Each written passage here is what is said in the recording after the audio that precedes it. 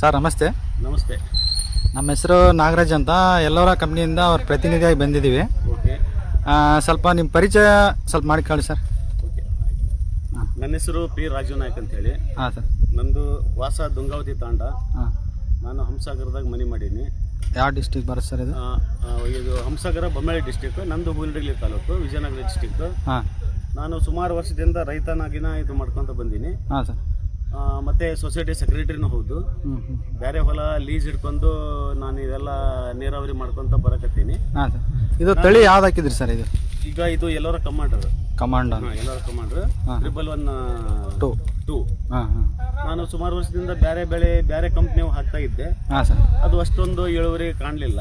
ಇಲ್ಲೇ ಇದೇ ಕಂಪ್ನಿದು ಎಲ್ಲರ ಕಮಾಂಡರ್ 111-2 ಏನು ನಮ್ಮ ಭಾಗದಾಗ ಒಬ್ಬ ರೈತರು ಹಾಕಿದ್ರು, ಸುರೇಶ್ ಅಂತ ಹೇಳಿ. ಹಾಂ ಹಾಂ. ಅವ್ರು ಚೆನ್ನಾಗಿ ಇಳುವರಿ ಬಂತು.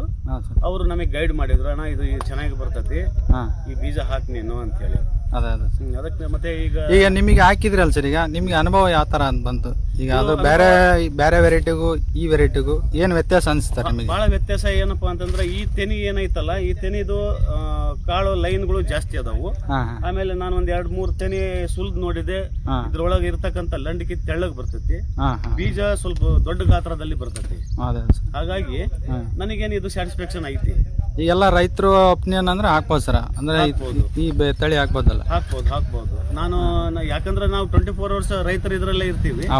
ಹಾಗಾಗಿ ಈಗ ಇದು ನನಗೇನೋ ಸ್ವಲ್ಪ ಇಳುವರಿ ಚೆನ್ನಾಗಿ ಬಂತಲ್ಲ, ಬೇರೆ ರೈತರಿಗೂ ನಾನು ಸಜೆಷನ್ ಹೇಳ್ತೀನಿ. ತುಂಬಾ ಧನ್ಯವಾದಗಳು ಸರ್, ನಿಮ್ಮ ಮಾಹಿತಿ ಹಂಚಿಕೊಟ್ಟಿದ್ದಕ್ಕೆ.